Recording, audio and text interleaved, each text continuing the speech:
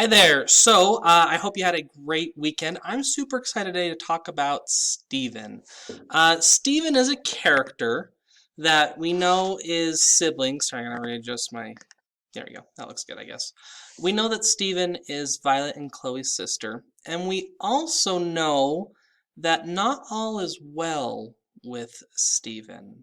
Um, so what we're going to do is we've talked about on Thursday about how authors put characters in books for very specific and very certain reasons. And those characters, especially in historical fiction, help us understand something that the author wants us to understand.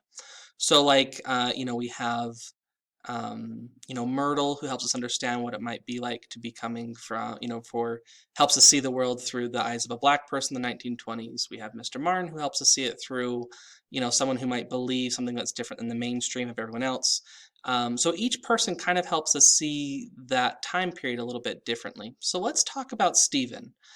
Stephen is in the backdrop of this book. He is mentioned, what is that, 15 times throughout the book, but it never really, the author never comes out and directly tells us what's what his deal is, what's going on with him. In tomorrow's reading, the author gets super close, but it's still Stephen's story is never really explained. So if it's something that the author doesn't tell us directly, then that's an inference that we have to make. So I'm going to ask you guys today to let's make some inferences about Stephen of what's going on with him.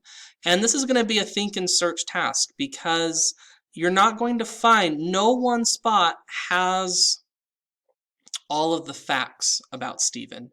You really have to take in all 15 of these, in order to help find, in order to make your inference of what's going on. So what you're going to do today is I want you to pull out your Hope Chest book.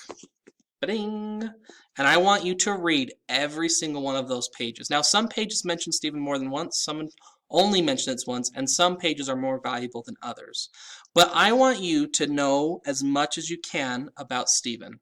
So read every single one of those numbers: 3, 5, 12, 16, 20, 21, 22, 23, 24, 43, 46, 54, 77, 145, and then 176. I want you to read every single one of those numbers and then take a note of what you've learned about Stephen. And so then in the discussion board, you'll just tell us what are some of the things you learned about Stephen, and then tell us what you think happened to him. What do you think happened to him? So thanks so much for watching. This should be a really fun activity. This is one that in the past when I've done it in class has provided a lot of good conversation. So I'm very interested to see what you all are thinking of what happened to Stephen. So thanks so much for watching. Bye-bye.